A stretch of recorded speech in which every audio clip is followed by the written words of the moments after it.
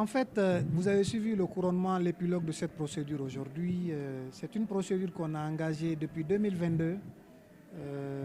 Dans le plan d'action même de la CRIEF, il était dit qu'on avait des dossiers en instance qu'il fallait faire juger, et dont le dossier Ibrahima Kassori Fofana.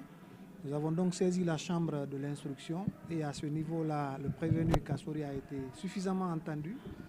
Et c'est ce qui a abouti à son renvoi devant la chambre de jugement pour être jugé conformément à la loi pour les faits de détournement de deniers publics, blanchiment de capitaux et enrichissement illicite.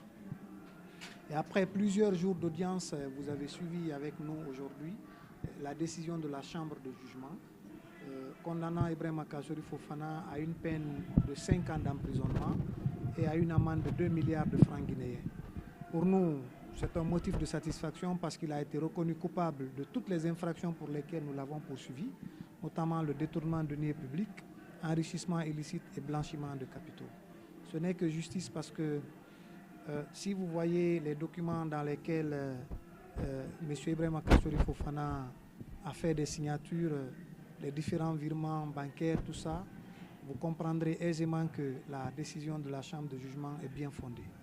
Il était jusque-là à la clinique pour des besoins de traitement. Nous allons nous adresser au médecin. Si son état ne nécessite plus de soins, nous allons le faire réintégrer à la maison centrale. C'est clair. Il faut faire la part des choses et bien préciser les choses. Kassori n'a jamais bénéficié d'une décision d'évacuation sanitaire. Mais je le réitère, il faut que ce soit clair pour tout le monde. Il n'a jamais bénéficié d'une décision d'évacuation sanitaire. La décision de la Chambre était qu'il fallait le placer dans un milieu hospitalier spécialisé. C'est ce qui a été dit.